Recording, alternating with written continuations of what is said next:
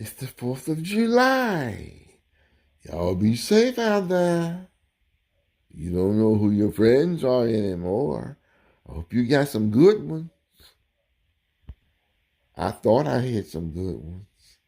Found out they were backstabbers, two-faced enemies.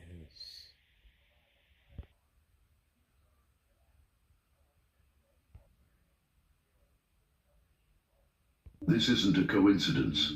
It's a direct result of the energetic contamination this person has been causing in your environment. For Leos born between July 23rd and August 12th, and for those born between August 14 and 22, this person may be someone you helped in the past, but who has now become manipulative and dependent on your energy. Is likely someone in your immediate family or inner circle who is jealous of your success or happiness. Person is likely someone in your immediate family or inner circle who is jealous of your success or happiness. No matter who it is, the warning is the same.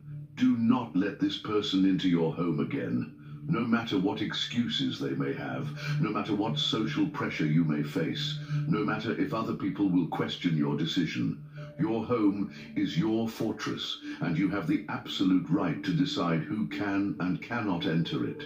Do you have the courage to protect your sacred space, even if it means facing conflict or misunderstanding? The reason the universe is sending this alert specifically to you right now is because you have reached a point in your life where your personal energy is more powerful than ever, and these achievements attract people who want to take advantage of your elevated energy. Some of these people do not come with conscious intentions to harm. Rather, their own unresolved issues, jealousy, lack, or negativity create destructive interference in your energy field.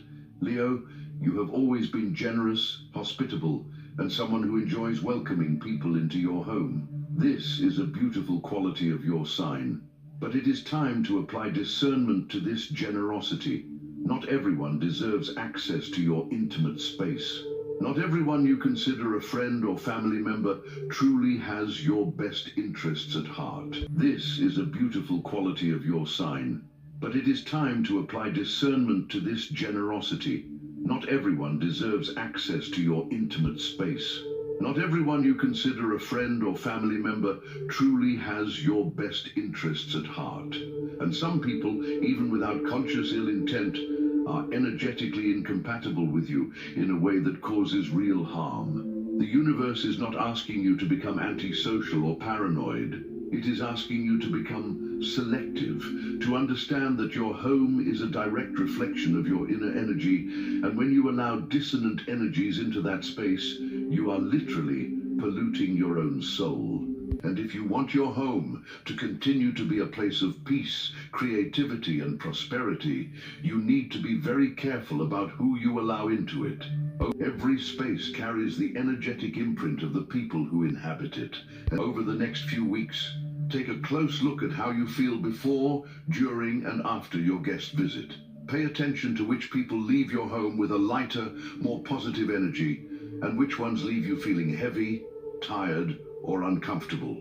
Your Leo intuition is very sharp. It can instantly recognize when someone is disturbing the harmony of your kingdom, but you've been ignoring these signs to avoid conflict or keep. They could be someone who always criticizes something in your home, someone who messes with your things without permission, someone who brings up personal problems and dramas that contaminate the environment, someone who always leaves your home leaving some kind of mess, physical, emotional, or energetic.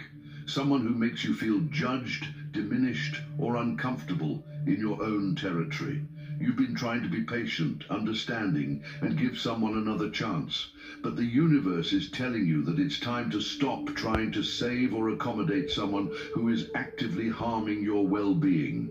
Your loyalty and generosity are virtues, but when applied to the wrong people, they become weaknesses that can be exploited. You have no obligation to sacrifice your peace of mind to accommodate anyone's toxic behavior.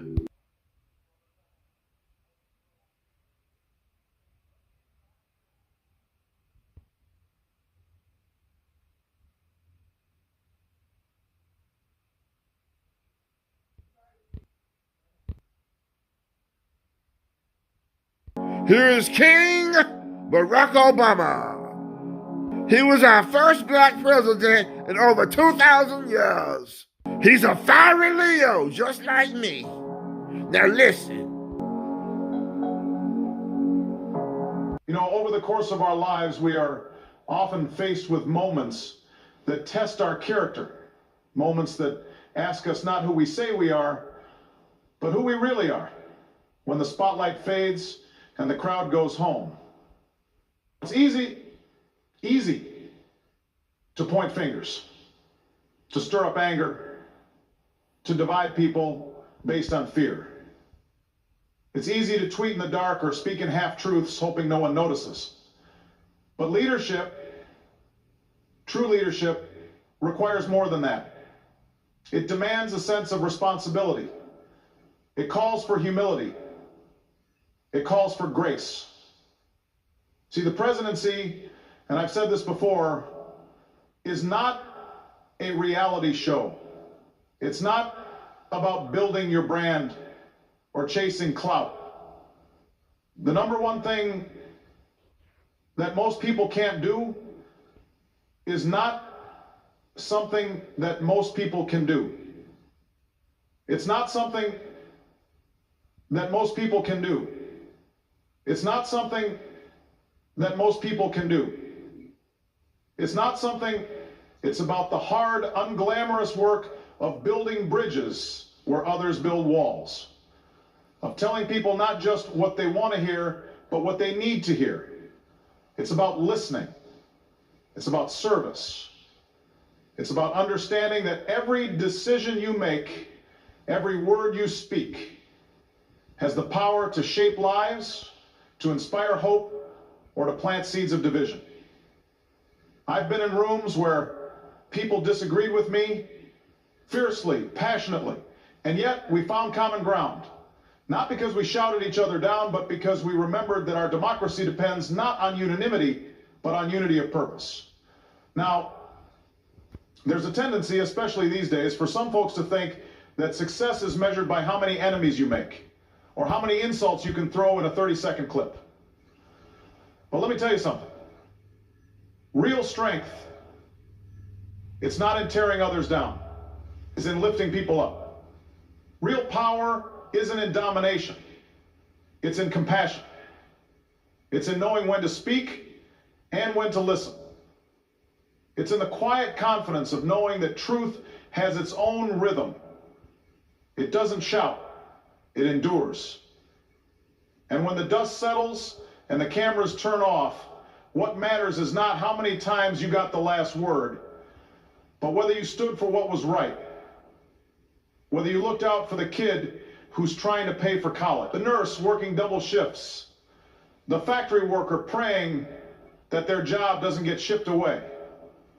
Whether you told the truth, even when it wasn't popular. Because history has a way of sorting things out. It doesn't care for theatrics. It doesn't reward ego.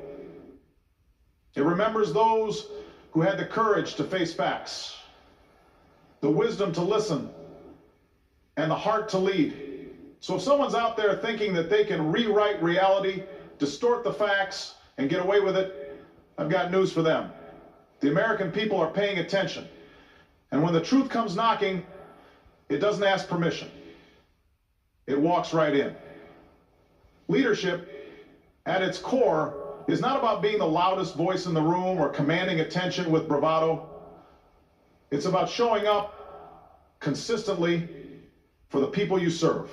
It's about recognizing that your title may give you power, but it's your actions that earn you respect. A leader's job isn't to seek validation, it's to deliver results. And that doesn't come from stirring chaos or feeding division.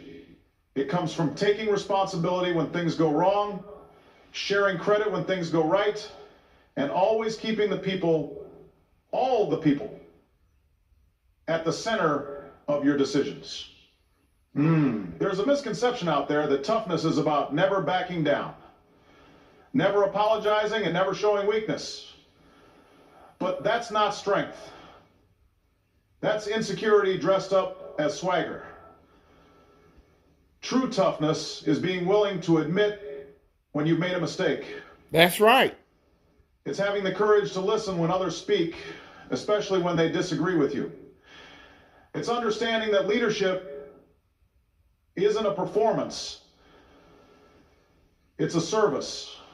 The president or any public servant doesn't work for applause. That's They right. work for the people. That's right. And that means putting aside pride, putting aside ego, and doing the hard work of governing. Humility in leadership doesn't mean shrinking from challenges. It means approaching them with the knowledge that you don't have all the answers. Exactly. And that's okay. That's why we have institutions, advisors, experts. That's why we ask questions. Exactly. That's why we ask questions, because the job of a leader is not to pretend to know everything, Exactly. but to ensure the people you lead are informed, protected, and empowered. Mm-hmm. A humble leader knows that when the stakes are high, it's not the soundbite that matters, it's the outcome. Yeah. It's to Exactly. step up, look the nation in the eye and say, here's what happened. Here's what we're going to do, and here's how we'll make it right. Because when you sit in that seat, when the weight of millions of lives rests on your shoulders, you don't have the luxury of excuses. You have a duty. You have an oath. And you're expected to honor it every single day, even when no one's watching. Service, finally, is the thread that ties it all together. Leadership is not about being served, it's about serving others. It's about walking into rooms filled with doubt, fear, and frustration, and offering not just words, but solutions. Best leaders know they are merely stewards of something greater than themselves. They don't seek the spotlight, they carry the torch. Quietly, steadily, for everyone. Strength is too often mistaken for the ability to dominate a conversation, to overpower others, or to never admit you're wrong. But real strength, the kind that matters, the kind that lasts, is something far deeper. It's not about how sharp your words are or how firm your handshake is. It's about the way you carry others when the burden is heavy. It's about how you respond when you have the opportunity to hurt and you choose instead to heal. That's strength. That's courage. And in leadership, that's everything. You see, anyone can point fingers.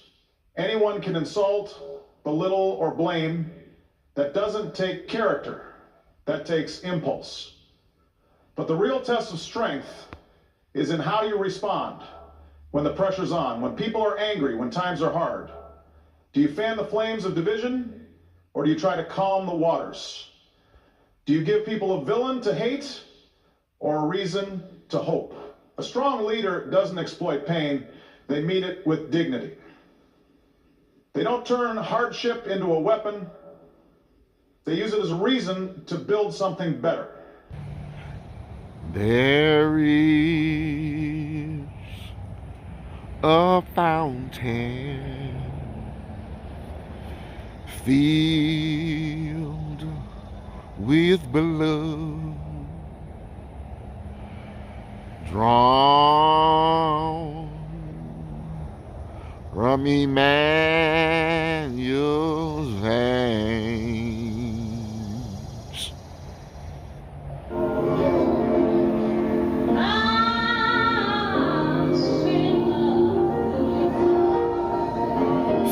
Sinner's flush beneath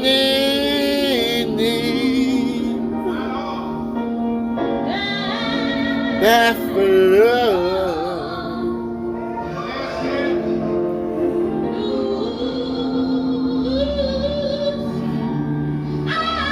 They lose all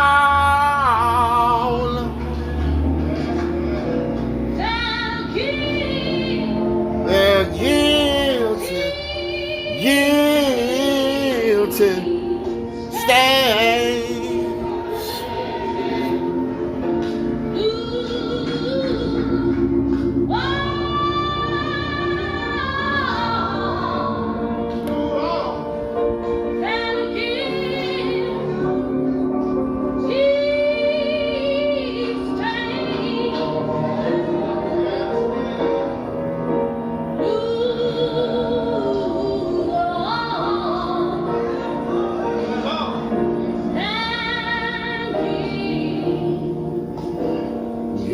to say.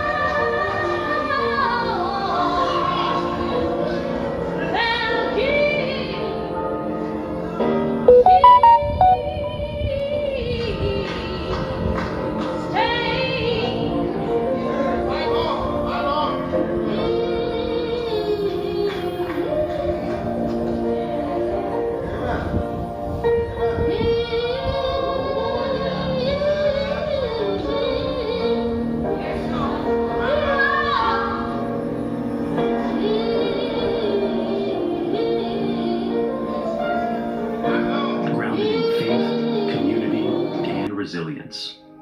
Just as they overcame personal trials through communication and spiritual strength, they processed this loss by honoring Bozeman's memory and continuing to create art that uplifts others. Tamila's 2021 album Overcomer, released in the aftermath of 2020's challenges, carries echoes of this period, with songs that speak to perseverance and hope, qualities Bozeman embodied in his life and work. Number 4. Tamila Mann's triumph over weight. Struggles in industry rejection. Tamila Mann's entry into the entertainment industry was marked by her exceptional vocal talent, which shone through in her work with Kirk Franklin and The Family in the early 1990s. Her powerful soprano voice on songs like Now Behold the Lamb established her as a gospel music force. However, as she ventured into acting and sought broader opportunities in the industry, Tamila encountered a harsh reality. Her weight became a barrier to success. In an industry often obsessed with appearance, Tamila faced rejection for roles and opportunities, with casting directors and producers prioritizing physical attributes over her undeniable talent.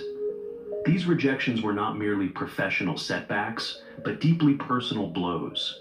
The entertainment industry's narrow standards of beauty, particularly in the 1990s and early 2000s, often excluded individuals who did not fit a specific mold, and Tamila's fuller figure made her a target of this bias.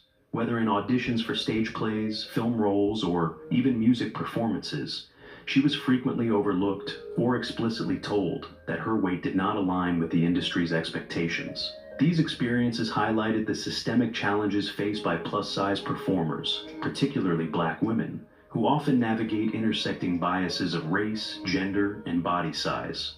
The repeated rejections took a significant toll on Tamila's self-esteem. For someone whose identity was rooted in her faith and her ability to connect with audiences through her voice and presence, being judged primarily on her appearance was demoralizing. The constant messaging that her body was a limitation likely led to moments of self-doubt as she grappled with the tension between her talent and the industry's superficial standards. As a public figure, Tamila also faced the pressure of public scrutiny, where comments about her weight, whether from industry gatekeepers or audiences, could amplify feelings of inadequacy. Tamila's struggles with self-esteem were compounded by the emotional weight of navigating a career in a high-pressure industry. As a gospel artist, she carried the responsibility of representing her faith through her music and performances, which added another layer of complexity to her journey. The rejection she faced likely felt like a rejection of her authenticity, as her body became a focal point rather than her artistry, which added another layer of complexity to her journey.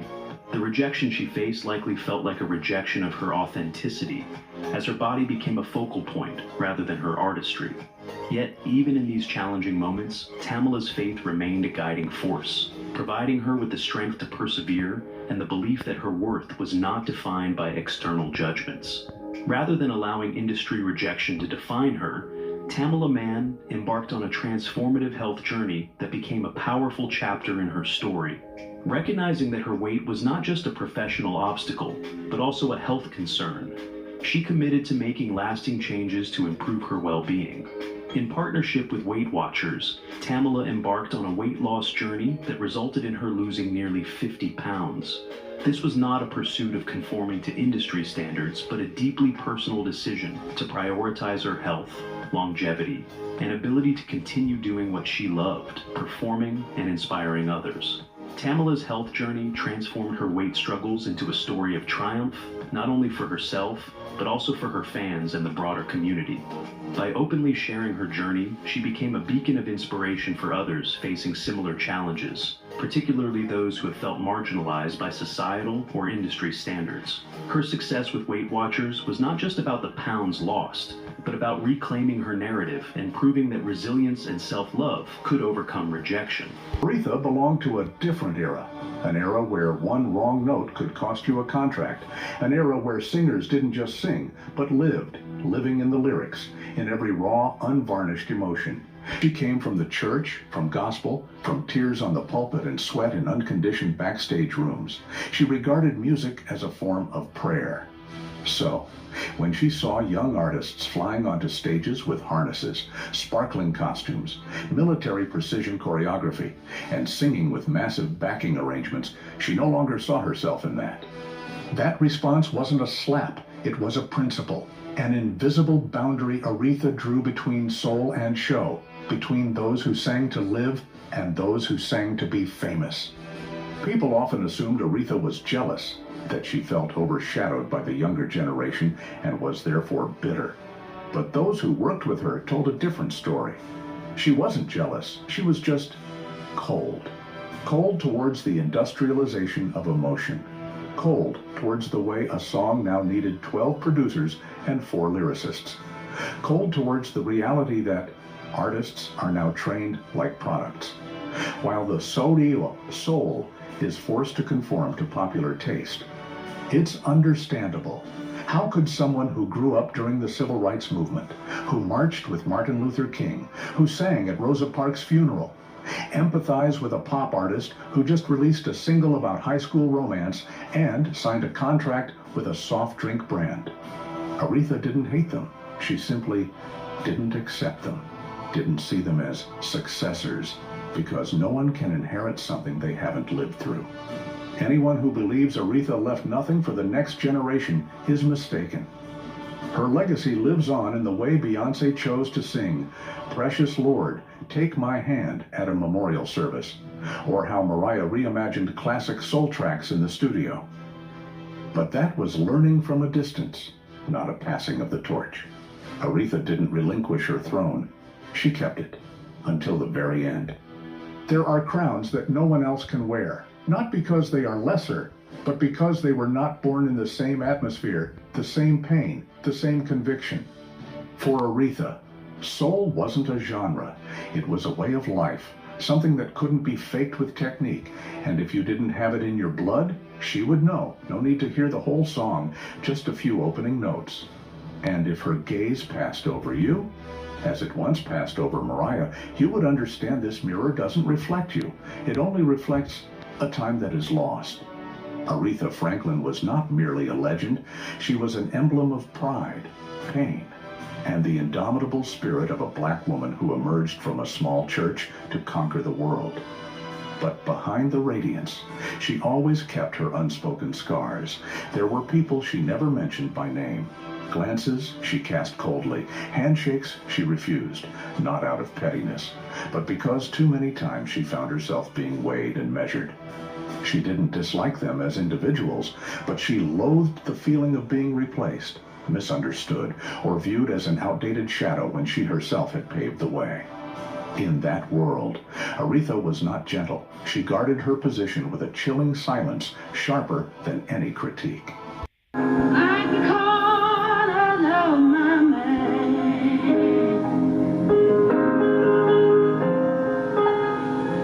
Mr. Watercolor,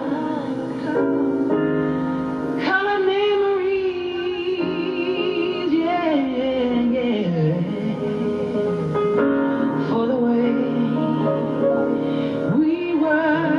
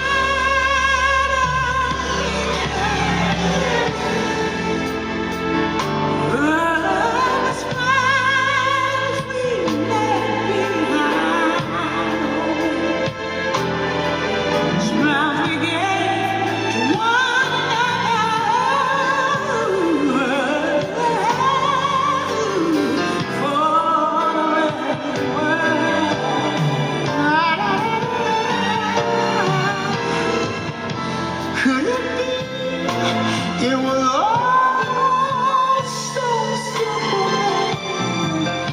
All has time rewritten every line. If we had the chance to do it all again, tell me, would we?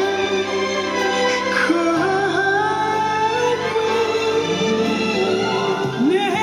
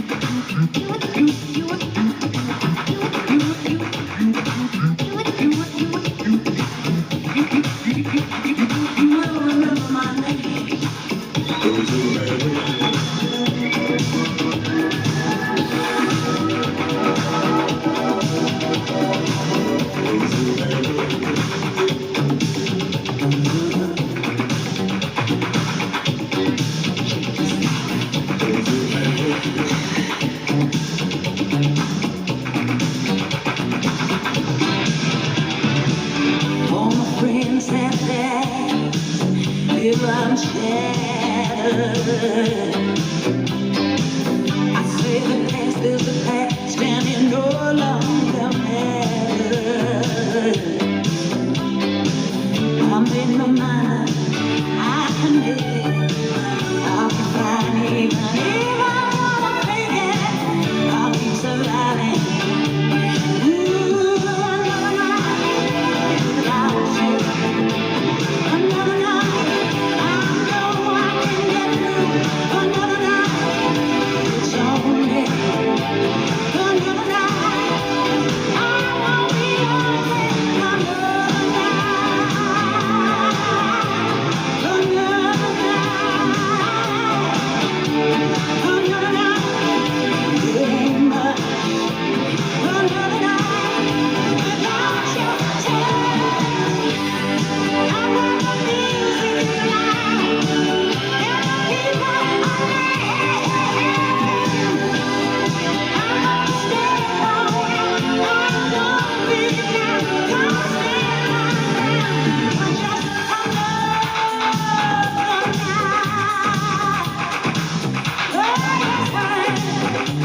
Sure you are.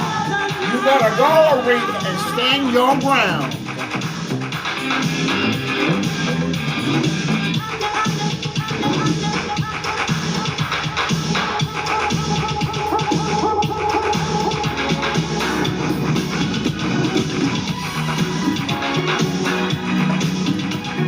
You are the queen. And I am the king. I know that you've been trying to make, and you close you can't make. But I'm hearing for something real. Is it something that you ever feel? You don't live up to be expected, and your true feelings you neglected.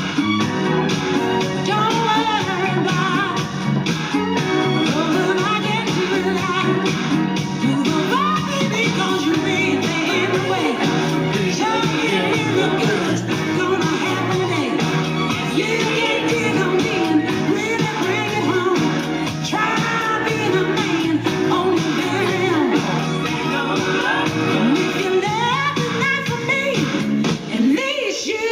Integrity. Why don't you use some integrity?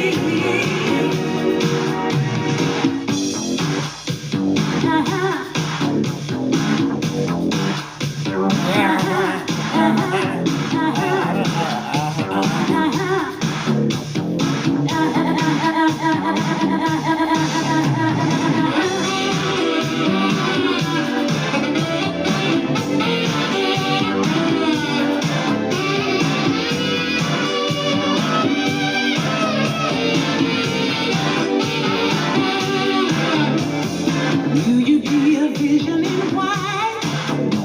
How to get your plans so tight? Don't know what you're doing, but you must be living right. Yeah! Oh, some places to see. How about all the maps to leave? Either day. Jump in, it ain't no sin. Take a ride in my machine. Barbara Jean Day and Jody Walker. See, Woo! We had a good time. slow. Drop the pedal and go. Go. Go. We're going riding on the freeway of love and against our back. We're going riding on the freeway of love in the pink Cadillac. We're going James David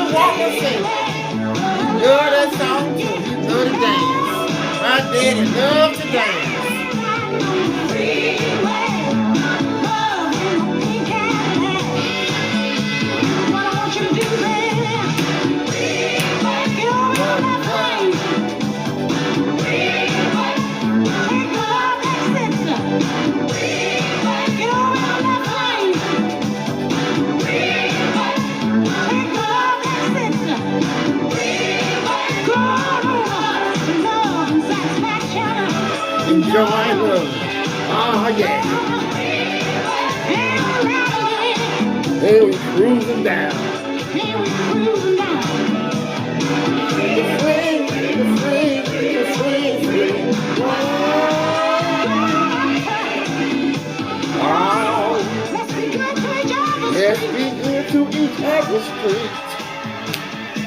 A whole lot of loving and kissing and sweet stuff.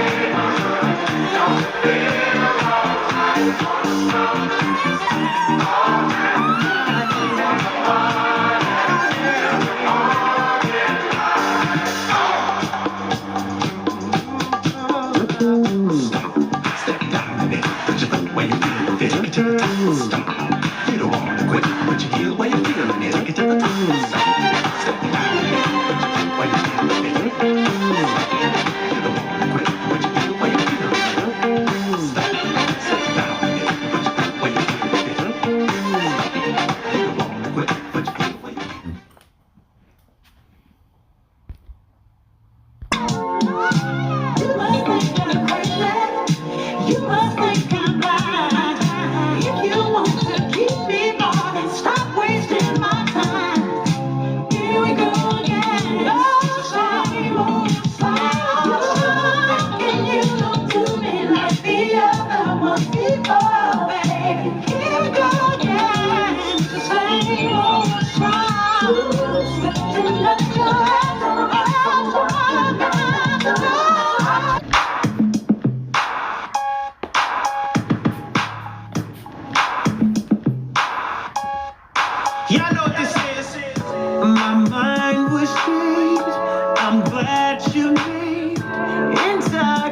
me, your vibe to me. Sweet love in the end, baby, you know. In a rush, you been at it where the time goes. You gonna show me now, 'cause I done had one too many drinks, and I know that you feel me the way I've been feeling you, and it's cool that you got a motive, and I think I like it. I know all your insecurities. I hope that you're open. My body gives notice that I want your energy. Girl, give me that. Good love and no questions. Reach out and just touch me. That happens, don't judge me. Just don't waste my time. Good love and no questions, baby. Reach out and just touch me. That happens, don't judge me. Just don't waste my time. Ooh, late night, coffee in the morning, what a day night. Better play right, don't be timid when you in it, better lay right. I know you wanna go there, I see it, stop front and come back. I know you can drive it, chauffeur. Anticipate your touchdown, put me down like right now. Let's be lovers and friends, let's rendezvous. Boy, I got plans for you. Yes, I'm motivated, I'm yours for the taking. But no further, I got what you need.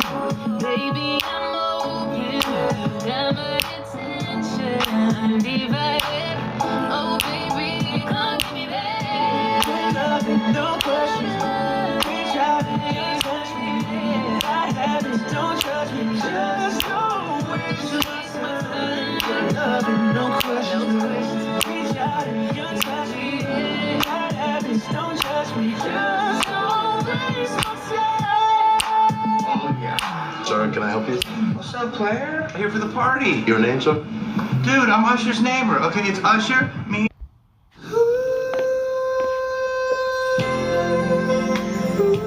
This is for that little child with no father. For that man that doesn't have a place to stay. For that little boy living with AIDS. Can I tell you a story? Tell you a story. You can lean on me.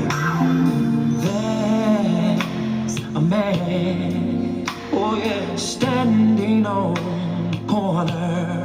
He has no home, he has no food, and his blue skies are gone. Yes, it is. Can you hear him crying now? There's a girl searching for a father and a friend, praying that the storm someday will end. But instead of walking away, open up your heart and say,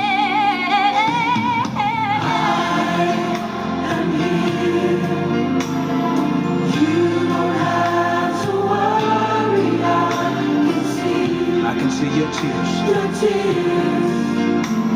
I'll be there in a hurry when you call. Yes, I will. Friends are there to catch you when you fall. Here's my shoulder. Here's my shoulder, you can lean on me.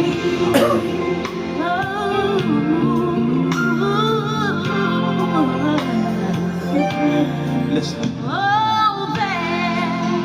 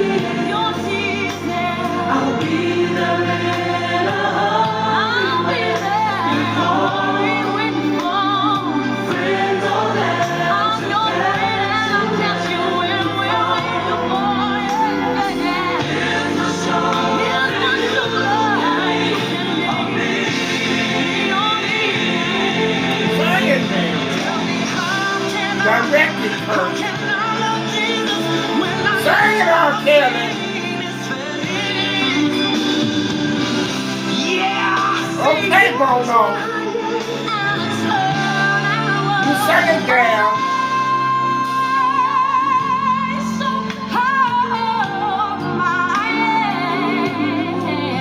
Let me take you to a friend of mine is waiting just to ease your troubled mind. Yeah, he loves you more than you'll ever know. Instead of walking away, open up your heart and say, Woo! Sing it, girl.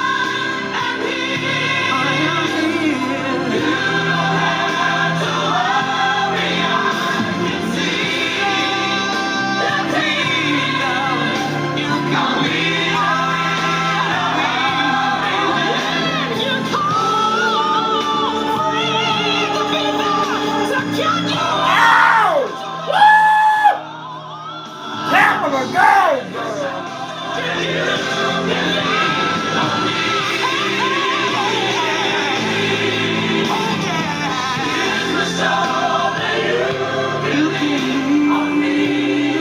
Oh, how beautiful. Oh, how beautiful. Woo! You're my friend, but you're also my brother. kiss my shoulder. You can lean on. Hallelujah. See, when we're singing and doing things like this, that makes the Spirit of the Most High so proud. We shouldn't try to tear one another apart. We should be building bridges, not tearing what we've already accomplished over so many years, hundreds of years. We've made so many accomplishments. And then we're going to have somebody come and just tear it apart? I don't think so. I do not think so. The Most High will come and strike your ass straight down with a lightning bolt before that happened. I don't care who you think you are. You are not the Most High.